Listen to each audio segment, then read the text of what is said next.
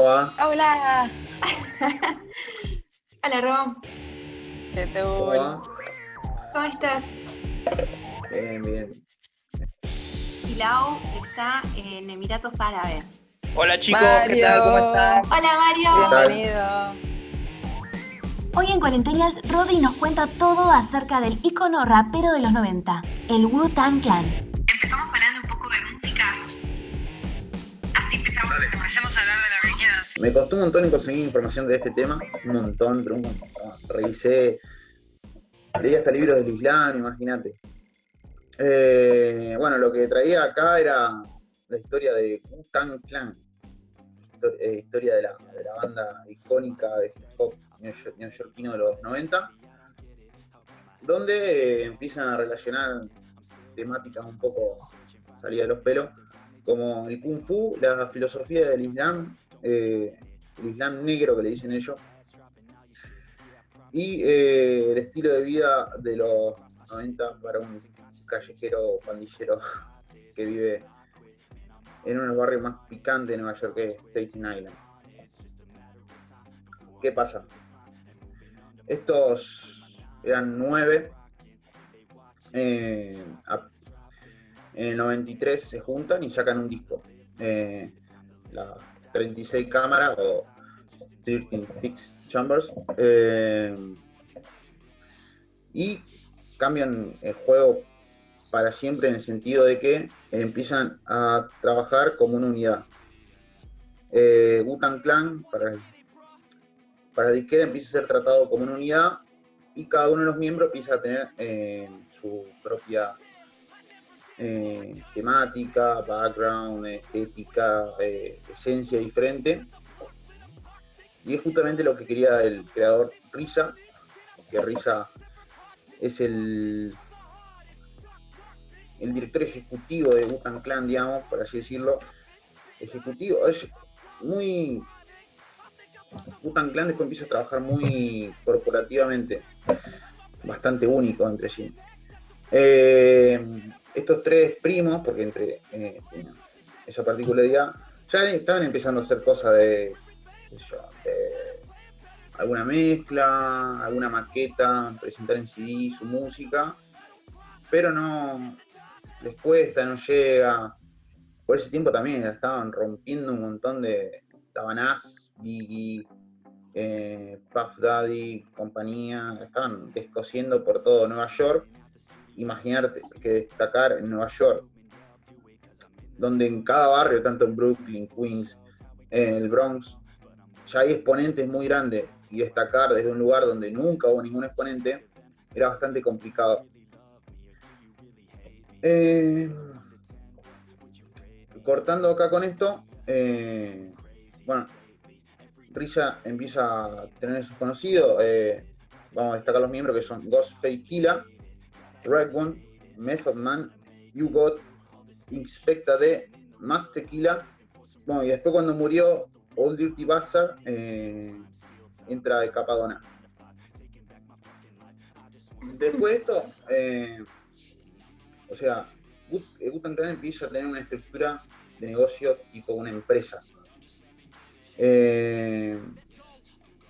O sea, a RZA, que sería el que lo llevó al estrellato, le cuesta bastante conseguir un sello discográfico donde no se aprovechen de ellos, digamos, como grupo. En esa época era como que los grupos siempre estaban atados a algún contrato o a alguna firma, donde después cuando se disolvía el grupo ese, los ataban a todos, o sea, contratos de, no sé, 5 o 6 años, sacando discos en conjunto. Y si se separan, bueno, los discos que ustedes produzcan individual van a ser nuestros. Estás hablando de cosas que estaban pasando en los 80, ¿no? En los fines de los 80, principio de los 90. No, principio de los 90. Principio de los 90. 95. Bueno, también pienso que las disqueras tenían ese poder porque las personas no tenían los recursos para poder ser independientes, entonces sí o sí dependés de una disquera y obviamente la disquera va a estar ruling Sí. much more, ¿no? ¿Cómo se dice? Sí. Como manejando. Hoy en día es más fácil ser artista. Exacto, hoy en día. Artista Podés ser independiente, Paulo eso es lo que hago Londra, yo. no te gustó, grabaste un tema con Obi on the drums, no te gustó, qué sé yo, listo, me fui, me corto solo, se puede hacer todo. Sí, sí. Totalmente. Imagínate que está buena inclusive tiene una serie, el Wu-Tang Clan, que se llama Wu-Tang, An American Saga, y cuenta la historia de lo que les costó a estos chicos salir adelante, y que imagínate que iban con un cassette, Claro. todos los cassettes de ellos eran todos amarillos para que se puedan distinguir del resto. Una historia, o sea, como que justo el cassette lo encuentra una mina y se escucha, y él no sabe que era su música mientras está escuchando en el barrio y la está rompiendo. Todo muy súper underground. Que sería la esencia de Wu-Tang Clan. Bueno, es más, RZA y GZA ya habían sacado discos, digamos, lo habían contratado para disqueras y habían fichado y habían sacado unos discos. Se venían sacando los dos, bastante pintó para fracaso. O sea, GZA con el nombre de Genius y RZA con el nombre de Prince Rakim, fatal. Vine a pique, el disco no se vende, quedan como una One Hit Wonder y olvídate, ya pasaron a otro lugar. Los de afuera se los comían y RZA empieza a decir, bueno, o sea, mis amigos tienen mucho potencial, son muy buenos en lo que hacen, cada uno tiene un estilo perfecto para el freestyle.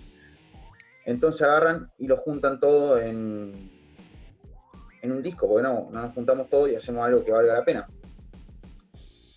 Bueno, consiguen el fichaje para que los produzcan, todo, la disquera. Quedan totalmente liberados después para hacer lo que ellos quieran.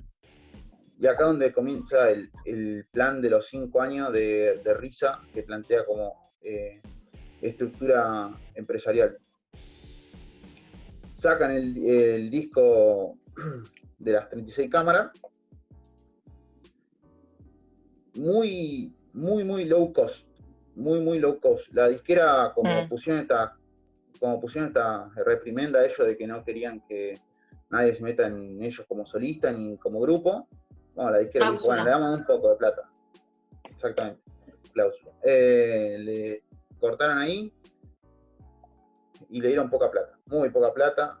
Y el disco, no sé si ustedes escucharon Cream o algo del disco de las 36 cámaras. Sí, no, pero cuando me pasaste el tema que ibas a hablar, lo escuché también, pero no me acuerdo la canción, porque es muy rap, ¿no? No, bueno, yo sí me acuerdo de la canción. Es de Gangsters. Es un gangster, sí, es el estilo de Gangsters, es de Leto, de gente que... Everything around me, Cream, get the money, la beat you. Bueno, esta temática es el estilo. Tenían otras influencias ellos también, bastante crazy, donde, por ejemplo, RZA, que produjo todo el disco, era el que sampleaba, el que hacía los beats. Ah, ¿sí? Sí, él era también el que hacía los ritmos. Samplea películas de Kung Fu, donde hay ruido de puño, patada, qué sé yo. Y mientras mete así como párrafos así sobre lecciones de lealtad y demás. Muy raro. ¿Puedo dar mi opinión sobre eso un segundo? Yo pienso que en la vida pasada de este chico, él fue un samurái. Por eso es que ahora tiene esta como... Es fanático de esas pelis. Inclinación, lo repienso. ¿Qué significa? Que yo en mi otra vida era, no sé, Eras una afroamericana. Sí, o vivía en Egipto. Estoy muy segura. No sé, una... Volviendo al tema, ellos eran todos muy fanáticos de las películas de Kung Fu, principalmente. Es más, el nombre viene ahí de una película del 81 que se llama Los Shaolin vs. Wu-Tang, que es un estilo, no sé, yo ni vi las películas ni tampoco me interesa más Wu-Tang Clan. Me clavan eso con el día a día de lo que era vivir en Nueva York. Es más, pongámonos a pensar que hay una historia que pienso que es cierto, que ellos empezaron a vender droga para financiarse el disco. Ellos, obvio, seguro. Narcomenudeando separaron el disco. Está linda la historia, es bastante entretenida. Y después también tiene influencias sobre el Dios para la cultura del Islam, y una movida que hay en Estados Unidos se llama el porque ellos decían que era arm, leg, lung, los pulmones. Lung y head, no, bueno, con todas las siglas, cuando ellos consideraban que Dios era de color y que además ellos podían empoderarse si es que de alguna manera unían sus fuerzas con Dios y con la tierra. Perfecto, Flor. La verdad que yo no lo tenía tan claro y bueno, más o menos sí. Tiene sentido si nos ponemos a ver, porque dicen que los israelitas vienen de, ¿cómo se llama? De África, y bueno, son negros. Entonces tiene sentido que sean africanos de las primeras personas. Y hay un sentido de unión bastante grande. Y bueno, estaba representado por este grupo que se llama 5% Nation, que sería el 5%, o la nación del 5%, el único y indestructible rap de los 90. Bueno, Wu-Tang Clan tiene todo este bagaje espiritual, cultural y religioso de este 5% Nation, que está súper implícito también en la serie. La serie para mí está muy bien hecha, a nivel de explicar todas estas cositas que van pasando por atrás. ¿Esa serie está en Netflix? No, es más, Wu-Tang Clan en este quilombito de bandas y todo eso, casi que ni estuvo metido. Es más, creo que Tupac y compañía los quería fichar a los de Wu-Tang Clan para que vayan a la costa oeste a trabajar con ellos. Una historia media rara porque nunca llegó a nada. Cuestión que quería profundizar un poquito en esto del 5% Nation, o de la nación del 5%, que sería la religión esta donde también tuvo influencias de las Pantera Negra, después también Malcolm X estuvo metido ahí, tuvo un movimiento bastante cultural interesante. Y bueno, y que relata más o menos de que el nombre se da porque el 85% de la población ignora que existe un Dios que pueda ser de color.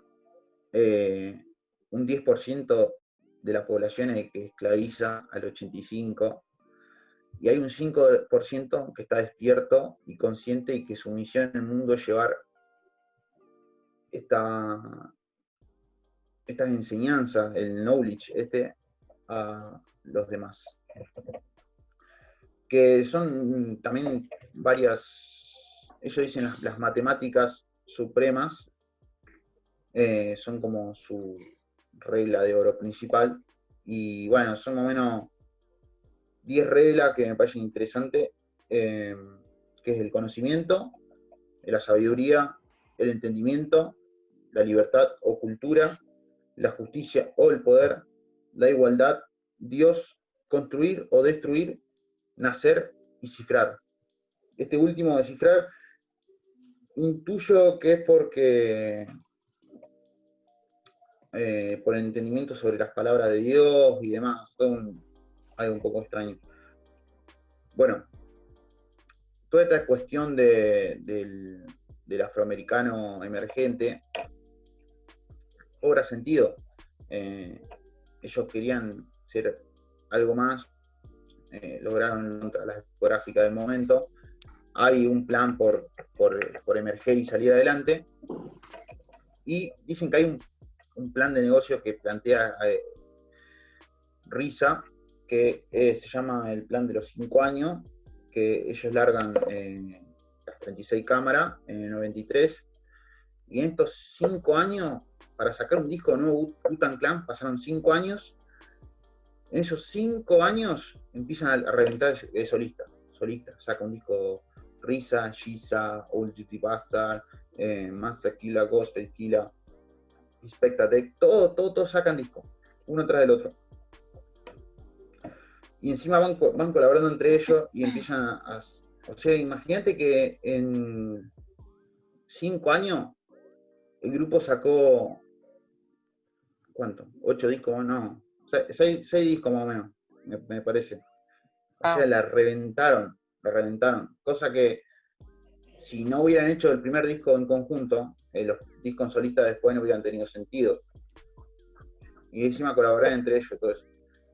Lo que hace el grupo es crear como un fondo donde cada cosa que ellos hacen va a parar a ese fondo y ese fondo se lo retribuye a los miembros.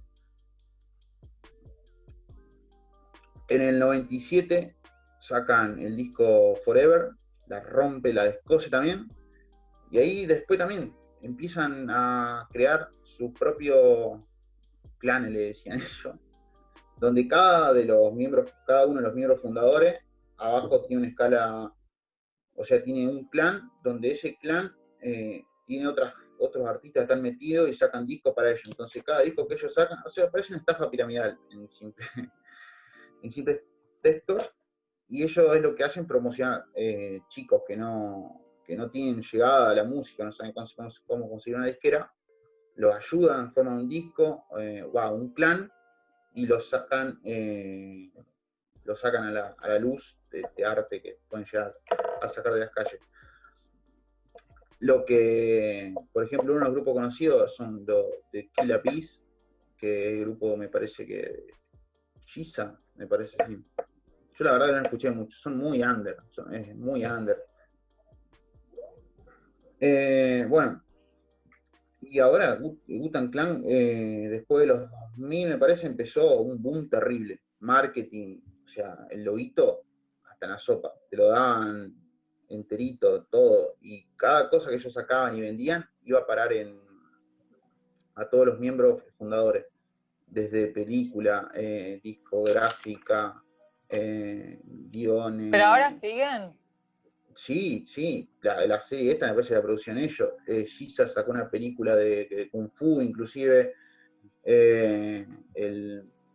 No me acuerdo, me parece que la hizo Tarantino. Imagínate, él también salió en la película. Un montón, o sea, muy marketinero, muy al estilo de Kiss, por ejemplo, o los Rolling Stones de vender una marca y un disco, bueno, así. Es que son contemporáneos también. No, un poco más nuevos. ¿Quién? ¿Kiss? No, sí, me estoy equivocando, ¿no? ¿Kiss? ¿De qué año es Kiss? ¿De los 80 o de los 90? No. Sí. No. ¿El grupo Kiss de rock? Más viejos, Sí. ¿no? Más viejos son. ¿Es de los ¿De 70? Ah, Sí. bueno. Sí. Consiguieron tanta notoriedad, tienen una serie propia, pudieron hacer todo este enorme imperio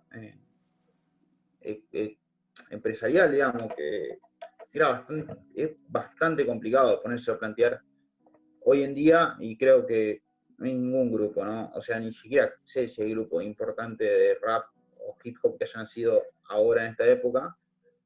Y lo que hicieron ellos es impresionante, o sea, creo que nadie lo va a hacer de nuevo, de vender tanto una marca y hacerlo tan bien. O sea, hasta el día de hoy son súper conocidos y...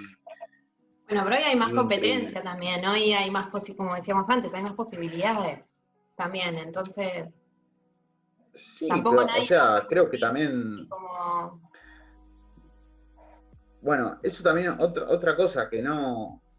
O sea, yo creo que como no va a haber nadie como Kiss, tampoco va a haber nadie como Wu-Tang Clan. Por lo menos ya hay estilos musicales que para mí quedan como cerrados. No... A ver, un nuevo Jimi Hendrix no hay, no va a haber. O sea, como que The Hall of Fame cerró, o sea, ya cerró las puertas y es muy complicado que haya gente tan legendaria como estas personas. Hay gente que sí, que hizo o sea, su propio género musical. Por ejemplo, esta Enya, la cantante Enya. No sé quién es. Que vive en un castillo, no me acuerdo cómo se llama la canción. Who can tell what I don't know, no sé las lyrics. Pero pero es de los 90 también. sí, ella sigue viva. O sea. No, bueno, sí, pero no es de ahora, digamos. Es de los. Guárdate la mata, Flor. Ah, me parece que. No. Pero ella, Quizás por sé ejemplo, quién te referís. el otro día leí información de ella que dice que bueno, que vive en un castillo, que no quiere tener, tipo, no le gusta lo que es la prensa mucho, no quiere tener contacto con nadie, no sé qué. Pero la música que hizo ella y la música que hace ella es música de Enya, de ella, o sea, no, Sí, me parece no que- tiene género musical, es como, Sí. sí. Cuando No la me cantó. acuerdo A ver, cómo cantá se un poco más, a ver si es la que yo pienso. Es que no sé la letra. Pero inventala, porque. ¿Cómo inventar? Only Time. Para esa ver es el la ritmo canción. de la canción, el sonido. Mirá, se las voy a... La pongo así rapidito. ¿Esa? A ver. ¿Se escuchan? Yo adiviné, es como la de la espiritualidad re esa. reconocida. Es la que vas a los retiros espirituales y está esa canción. Creo que pones Reiki en YouTube y te aparece esa canción, Ahí la conozco, ¿no? seguro. Sí, Todas esas es- canciones son muy emblemáticas. Me encanta. Sí. Pero bueno, ella hizo Mirá su vos. propio género musical porque, ay, la puta, sigo Yo tengo que hacer pateando. lo mismo, tengo que crear una música para las regresiones. O para curar las enfermedades que Rodrigo piensa que no se curan. Así por lo menos le demuestro que sí se puede. Sí, se puede. Sí, Para se Rodrigo. puede. Sí, Mario. Respecto a eso que hablabas antes de que no habrá un nuevo Jimi Hendrix o que bueno, que esa gente marcó una época, a mí me parece también que los tiempos han cambiado y que el ritmo de vida que hoy llevamos o que lleva la gente no permite tampoco de que se hagan nuevas leyendas o nuevos mitos en la música, porque no les da la sensación de que todo va muy rápido, de que todo aburre Sí, es muy todo muy rápido. efímero. De repente te vas en Sí. el auto y escuchás una canción de una persona que decís, ¿quién es esta? Y después aparece en todos lados y después de, no sé, un mes, 2 meses ya no existe más. O sea, Sí, antes ok. en los 60, en los 60, en los 70, los artistas podían permitirse un tiempo para sacar nuevos trabajos y cosas de estas, porque lo que sacaban duraba mucho tiempo y se hacían de un nombre y entonces ya eran respetados. Pero hoy en día Sí. sacas algo y al mes ya le aburrió a la gente, ya pasaste, Mi pasaste de opinión, moda, ya te olvidaron, ya cambió todo el meollo musical, entonces es imposible casi que te hagas una leyenda o que surja una leyenda en la música otra me vez, parece ¿no? que la mentalidad del ser humano cambió en los últimos Totalmente. 20 años. Totalmente. Y doy mi parte espiritual, porque tiene un background espiritual. Pasamos de la era de Piscis a Acuario. Y desde la espiritualidad se entiende que en la era de Piscis, que terminó en los 80. En los 80 fue la transición, y ahora estamos como vamos a decir, 70% dentro de Acuario. Una vorágine. Sí, o sea, fue como que el take off.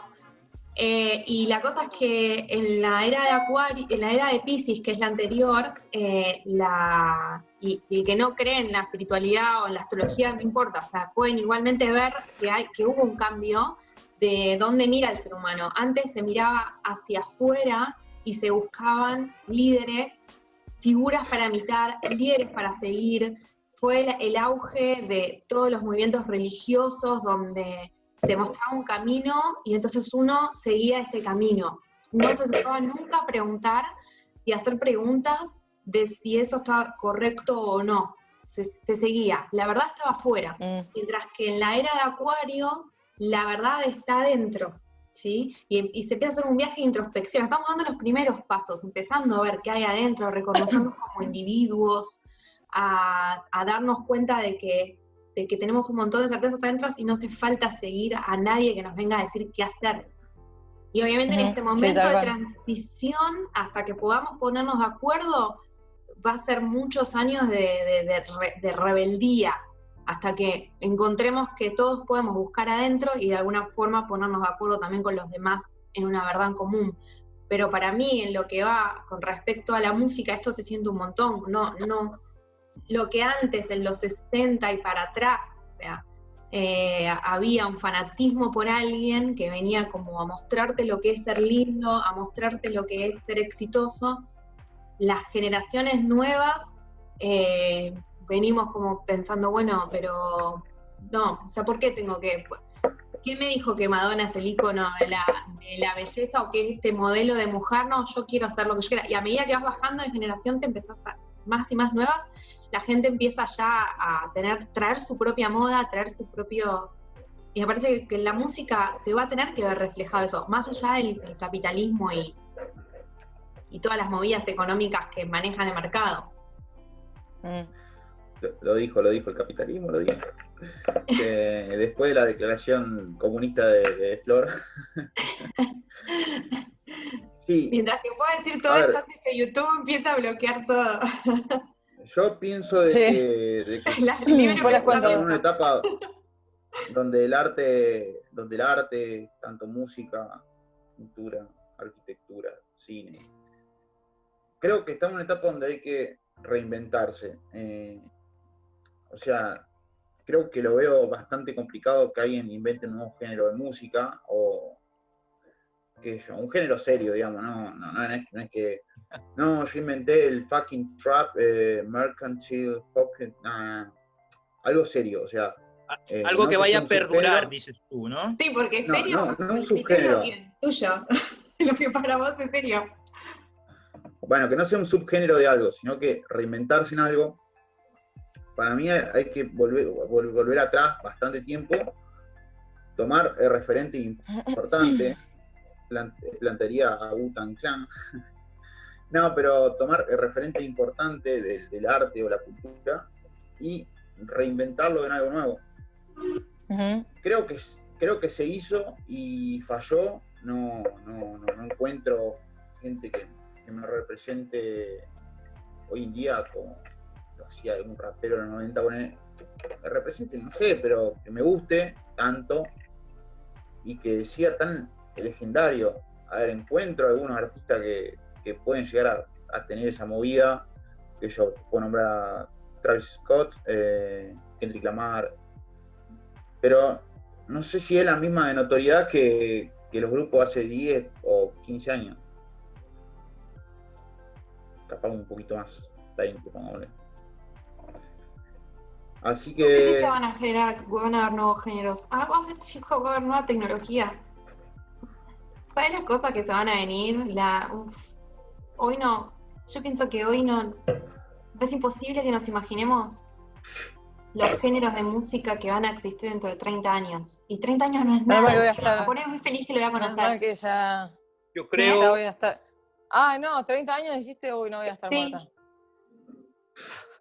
Yo creo que en 30 años, a mí me parece que en 30 años mucho va a desaparecer la voz y solamente va a preponderar más lo que es musical. Ay, qué horror, sí, qué horror, no. ¿La voz?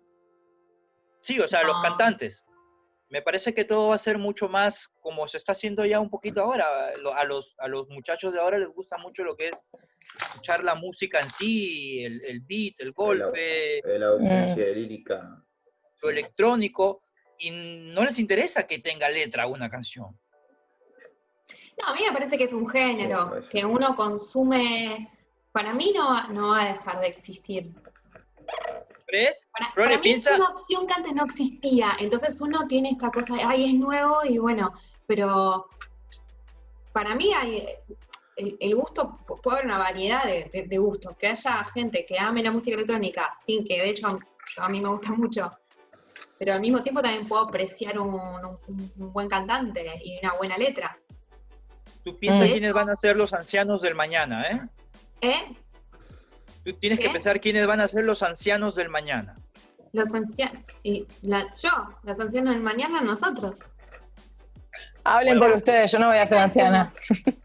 Después de nosotros vendrá toda esta generación que está escuchando solamente música electrónica y todo eso. Y no, porque yo te digo una cosa, cuando fui a Argentina la última vez, y acá, o sea, los chicos ahora está de moda el tema del trap. Y eso depende de que uno cuente una historia, depende de la voz. Y son chiquitos o sea, son de 12 años, o sea, generaciones bien pequeñas, y valoran eso. Entonces, no sé, para mí la necesidad del ser humano de contar una historia a través del arte siempre va a existir, y la voz es un medio, el dibujo es otro medio, son medios de expresión. Sí, lo que yo quería llevar es que quizás cueste mucho que haya un nuevo ícono que destaque y que vaya a ser legendario, por lo menos en el rock no lo he visto este último tiempo, desde el 2005 no he visto ninguna otra banda que sea muy relevante en la música, perdonen si soy ignorante, pero creo que no hay nada que haya sido demasiado bueno. Hoy en día yo creo que, bueno, el hip hop es mucho más joven que el rock and roll, si lo vamos a decir, entonces quizá está en otra parte de la curva. Recordemos que en algún momento los géneros tienden a morir. Lamentablemente en algún momento va a haber un deceso de seguidores en la música y morirá. Rodrigo, por cierto que antes mencionaste a Tupac, ¿verdad? Sí. Que él fue asesinado. ¿En qué año fue asesinado él? En el 98, me parece. 97, me parece que había 97. Sido. ¿Y tú sabes por qué se hizo llamar Tupac? Sí, la madre era una activista de las Panteras Negras, entonces ella le hacía leer información de dónde habrán sacado de nuestro conocidísimo Tupac Amaru, compatriota cerca acá de Argentina.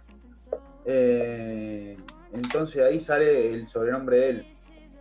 Sí, yo estuve investigando eso hace mucho tiempo, me acuerdo cuando me llamó la curiosidad, y claro, Para mí Tupac Amaru, que es un revolucionario indígena, ¿no? De la época hispánica, que bueno, en Perú es peruano, o sea, es parte de la historia peruana. Me llamaba mucho la atención ese Tupac, y efectivamente se hizo llamar en honor a él, a Tupac Amaru. La verdad es que me causó impresión que alguien de por allá se haga autollamar Tupac, ¿no? Sí, una vida anterior, eso explica todo.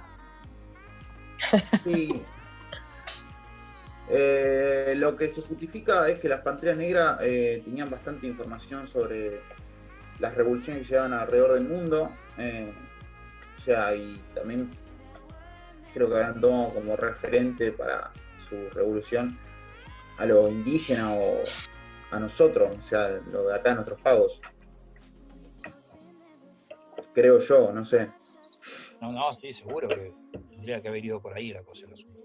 Yo creo que Tupac también era un líder muy espiritual, y también fue, ojo, entre la disputa entre si es Tupac o es Biggie, para mí me gusta más Biggie, pero Tupac tenía un mensaje mucho más profundo, era mucho más espiritual, tenía todo este knowledge sobre las Panteras Negras que le había influenciado a la madre, hablaba mucho sobre lo que pasaba en las comunidades negras, no las consecuencias de yo soy un gángster, vendo droga, me tiroteo con sino que hablaba, por ejemplo, de qué pasaba si una chica queda embarazada y el padre se va,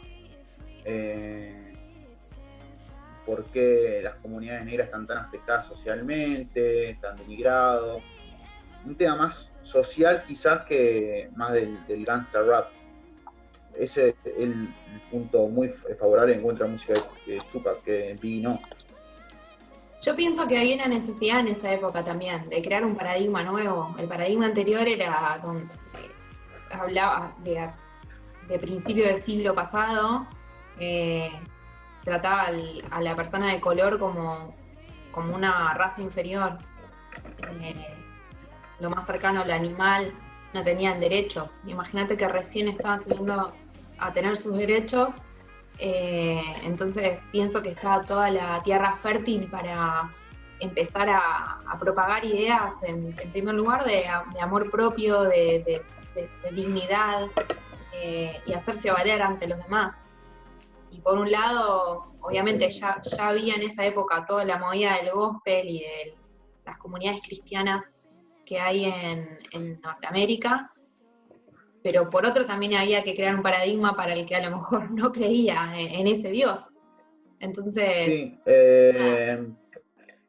y el tema de Dios también se da mucho influenciado en la cultura de los 60 por ahí. En Mohamed Ali, que recordemos a Cassius Clay, después de la guerra de Vietnam, él decide cambiarse, o durante la guerra de Vietnam, decide cambiarse el nombre por Mohamed Ali, siguiendo la cultura del Islam. Malcolm X también ya recitaba estas cuestiones religiosas sobre Dios proveniente de África, que Dios era uno mismo, Dios era el hombre de color, Dios era amor, amarse a uno mismo, tener cultura. Bueno, Martin Luther King, o sea, estaba muy caldeado el asunto, había mucha cultura para agarrar y bueno, ellos lo reventaron a su manera y creo que lo hicieron bien. Toda una lucha muy cultural, capaz, fue una revolución. Bueno, después los Panteras Negras, este movimiento del 5%, y que para mí culminó con los raperos, o sea, un montón de chicos de color del gueto o tenían la oportunidad de salir a las calles y plantear su mensaje. Creo que eso es lo más rico de todo. El hombre de color empoderado, creo que el punto culmine de todo, por la palabra con la letra N, de N-word, una disputa que protestaban personas de color que lucharon tanto porque no se diga ese apodo que era súper racista, y los raperos lo apropiaban. Hay disputa entre la misma comunidad. Cerrando un poquito con el tema de Wu-Tang Clan, bueno, resaltar de que habría que volver ahí, sin dudarlo, aprender cómo hacer música con muy poco presupuesto, y como que yo. entre todo ese quilombo de construir música, hacer beats súper improvisados, súper sucios, porque recordemos que el estilo era súper sucio. Escuchar un disco de ahora es una producción que vos decís, ¿quién lo hizo? Man, lo hizo con 4 latas, lo hizo con 2. Creo que entender que se puede hacer muchas grandes cosas con muy poco presupuesto. Sí. Y súper hablando empoderante. de eso, de las latas, ¿vieron la película de Queen que Y cuando graban una de las primeras canciones en estudio y hacen todos los efectos ellos? No lo vi yo. ¿No la viste la película de Queen? Por No, Dios, la vi, mírala. Bohemian Rhapsody, está buenísima. Ah, sí, la tengo en la lista para ver. Sí, por Dios. Sí, Muestran una parte cómo como con poco presupuesto hacen los todos tipos los en el efectos. estudio se ingeniaban, ¿no? Para Sí. conseguir sonidos y todo esto Sí. en el estudio. sí, Que hoy obvio. se hace con computadora directamente. Sí, recordemos que cualquier beatmaker de ahora ya tiene una biblioteca, que es una carpeta donde tiene un montón de sampleo de Sí. ruido que puede usar, y ellos cómo habrán conseguido los ritmos. Es más, hay una historia que Risa no podía comprar una samplera diferente, entonces compró una que le llevaba a tiempo y solo grababa 4 segundos y tenía un delay de 1 segundo cuando apretaba el botón, entonces cuando apretaba la frase me apretaba un desastre. Eso también es súper sucio. Hay un ruido como... Parece que Sí, es yo lo Rodrigo. escuché también. ¿Hay algo que hace ruido en tu mesa, El Ro? micrófono acá. No Tengo el sé. micrófono acá. Te digo porque O se sea, escucha no sé todo el qué tiempo golpea. como algo rebotando. Ese ruido. Sí. Ese. ¿Qué es Bien. eso? Chico, ¿quién es? Pero a lo mejor soy yo, que lo tengo ahí. Ahí está el ¿Quién nuevo sigue? ruido. Sí. No estoy haciendo yo eso. ¿Lo escuchan? No, quizás como Rodrigo, quizás como estás con la ventana abierta atrás, quizás el aire golpea algo. Es un ruido no identificado. La verdad No que te ya enojes, me no te las pongas de pelotas. mal humor. No. Pero ni siquiera quiero terminar el tema, boludo. Bueno, pero escúchame, cuando vos estás hablando con mujeres es así. Las mujeres interrumpimos, somos de esta forma, no es como que... No, pero es la realidad. Bueno, pero no corresponde. Porque si no, demoraba un montón y. Nosotros somos así, yo aparte. Pero bueno, Yo lo estoy también... interrumpiendo. Bueno, yo sí. Me parece re importante considerar, y aunque sea explorar otros géneros en primer lugar, más allá de lo que uno esté haciendo, poder explorar otros géneros sin juicio, simplemente siendo consciente de qué es lo que hay, qué historias se querían transmitir, qué medios utilizaron, qué recursos creativos utilizaron. Y yo creo que la importancia redunda en conocer referentes y no solamente tomar el estilo y empezar a hacer algo con ese estilo. Creo que muchos artistas de hoy en día, junto que hacen rock, o no sé, en tu caso, Lau, vos seguramente habrás investigado sobre el referente del blues o del jazz. Sí, obvio. Es súper interesante ver cómo se hace la música y cómo lo hacían en esa época y cómo llevarlo ahora y cómo evolucionar y no solamente cantar por cantar porque escuchaste un tema salteado. Bueno, así que bueno, más o menos eso. Volver a los referentes. El micrófono. Chao. Una banda de amor para todos. Un beso. Nos vemos la próxima. Insane.